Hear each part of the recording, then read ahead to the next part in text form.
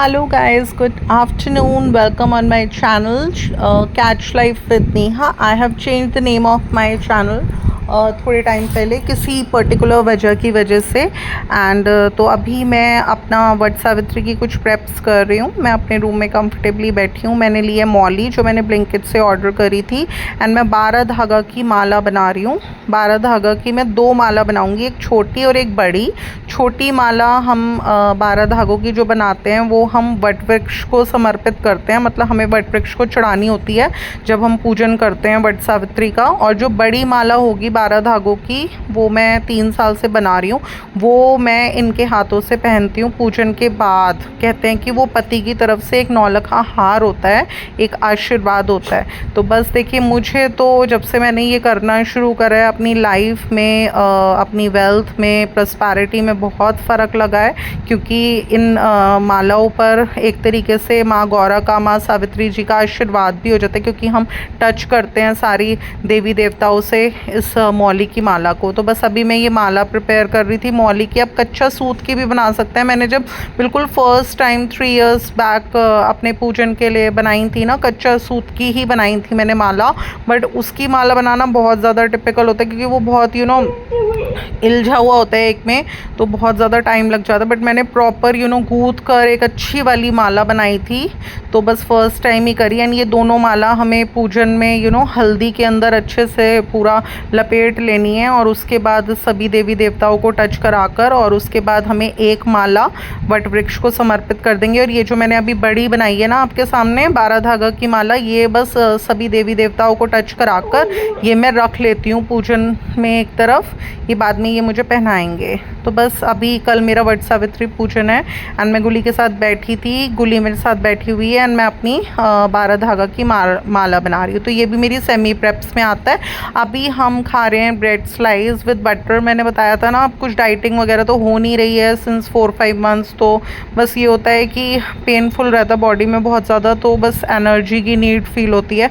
तो जो मुझसे जितना हो पाता है मैं कर लेती हूँ। कच्ची ब्रेड पे खूब अच्छे से बटर लगाया, थोड़ा सा मैंने खाया, थोड़ा सा गुली को दे दिया एंड थोड़ा सा खा के एनर्जेटिक फील हुआ, फिर काम में लग गए। इस तरह से मैं करती हूँ। कुछ भी वर्कआउट एक्सरसाइज कुछ नहीं हो रही है आजकल, और ना ही मैं इस बार अब सोच रही हूँ कि लाइक मैं मोटी हो जाऊँगी, या क्योंकि जो चीज़ हाथ में नहीं होती तो फिर हम कुछ नहीं कर सकते। तो अभी मैंने ये देखिए एक सागर मंगाया है, ये एक सकोरा मंगाया है, और एक ये मेरे बेटे ने इस बार मुझे घड़ा ला दिया बड़ा सा। मैंने उससे बोला छोटा कलश लाना था, उसने बड़ा घड़ा ला दिया। बट मैं कुछ अदरवाइज़ नहीं लेती, उसने ला दी सारी चीज़ें हर साल जैसे वो लेकर आता है। यही मेरे लिए बहुत बड़ी बात है।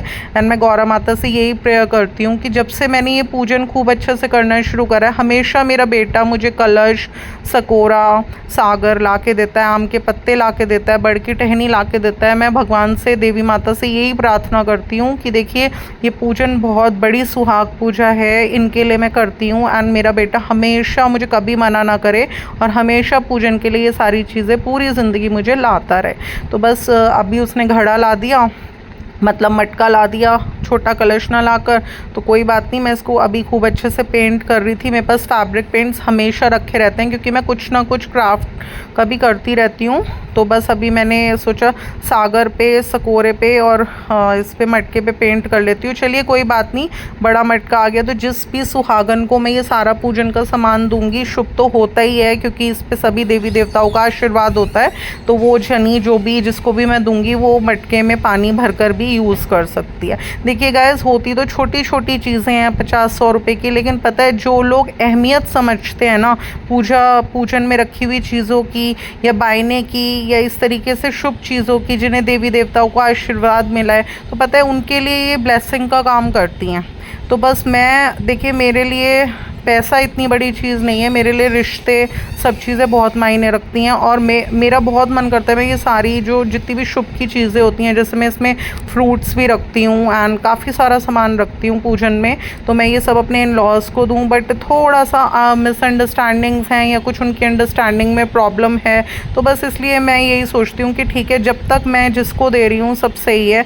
और माँ गौरा से यही प्रार्थना करती हूँ कि एक वो अच्छा अच्छा दिन भी आए जब मैं सही जगह अपनी सारी शुभ की चीज़ें दूँ, तो मेरे दिल को बहुत सेटिस्फेक्शन मिलेगी, क्योंकि मैं दिल से पूरी मेहनत करती हूँ, इतना टाइम लगा के ये सारी चीज़ें पेंट करती हूँ, इन्हें सुंदर सा बनाती हूँ।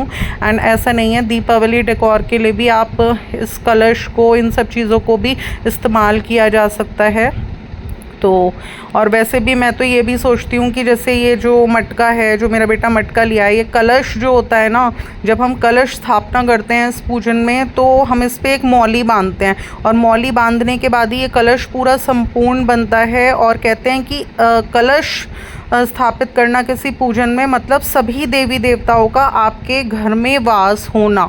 कलश स्थापना बहुत इम्पॉर्टेंट होती है इस पूजन में, और जब हम किसी कलश के ऊपर मौली बांधकर और पूरी अच्छे से कलश स्थापना करते हैं, इसका मतलब ये होता है कि सारे देवी देवता आपके घर में स्थापित हो गए हैं। तो ये कलश बहुत ज़्यादा शुभ होता है। तो मैं जिसको भी दूंगी कलश स्थापना का ये जो कलश है मेरा, ये सारी चीज़ें, तो उस पर्सन से भी मैंने बोलना है कि इसके अंदर जितनी भी चीज़ें डलती हैं कलश स्थापना के दौरान, जैसे कि सिक्का, सुपारी वगैरह, बहुत सारी चीज़ें होती हैं, आप सबको एक दुपट्टे में बांध के अपने ऐसी जगह रख लेना जहाँ आप अपने पैसे रखते हो, तो आपको बहुत बरकत होगी। तो इसलिए देखिए, मैं तो गाइस इन चीज़ों को बहुत मान्यता है मेरे लिए, और मैं उसी जने को देती हूँ अपनी शुभ की ये सारी चीज़ें, जो कि मैं समझती हूँ कि इन चीज़ों के मायने समझते हैं।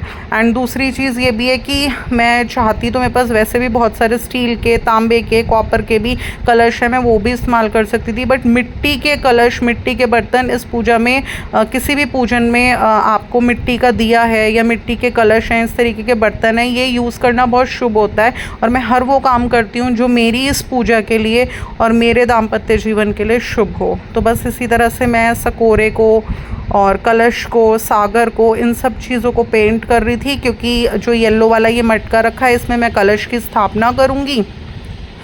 अभी मैं थोड़ा सा मैंने मेहंदी लगाई थी। इस बार मैं मेहंदी लगवाने के लिए कहीं मार्केट नहीं गई, मैंने घर में ही एक कीप लाकर 10 रुपए की मेहंदी लगा ली अपने हाथों पे, क्योंकि मेहंदी लगाना हर पूजन के लिए बहुत ज़्यादा शुभ होता है। तो मैंने अपने 500 रुपीज़ सेव करे, जो कि अगर मैं मेहंदी लगवाने जाती तो जाने आने में और वो जो अमाउंट चार्ज करते उसमें लग जाता, तो मैंने वो सेव करे। एंड अभी मैंने नेल पेंट एक ब्लिंकिट से ऑर्डर करा है, तो मैं अपने हैंड्स पर एंड अपनी फीट्स पर, नेल्स पर लगा रही हूँ, जिसमें कि मैंने अपने पूरे 2000 रुपीज़ इस बार सेव करे, क्योंकि लास्ट ईयर मैंने नेल एक्सटेंशन कराई थी अपनी फीट्स के नेल्स की भी एंड हैंड्स के भी, जिसमें मेरे 2000 रुपीज़ मिनिमम लगते हैं। तो बस गाइस, इस तरह से मैंने अपने 2500 रुपये सेव करे। एंड इस बार मेरे को बहुत सेटिस्फेक्शन बहुत ज़्यादा थी अपनी लाइफ में, तो इसलिए मैंने अपना ये 2500 रुपये बचा पाई। एंड इन्हीं पैसों को मैंने अपने शगुन के एनवलप्स में एंड थोड़ा सा इनके क्लोथ्स वगैरह लाने में और थोड़ा ज़्यादा स्पेंड किया। तो एक छोटा सा व्लॉग था जिसमें कुछ वट सावित्री पूजन, जो कि मेरा कल है, उसकी प्रेप्स मैंने दिखाई, जो मेरी पर्सनल प्रेप्स भी हैं। और वैसे भी अगर आपको अच्छा लगता है तो इसे लाइक, शेयर, एंड अगर आप मेरे चैनल पर न्यू हो तो इसे सब्सक्राइब करना बिल्कुल ना भूलिएगा। फिर मिलूंगी नेक्स्ट व्लॉग के साथ। Till then love you, bye bye.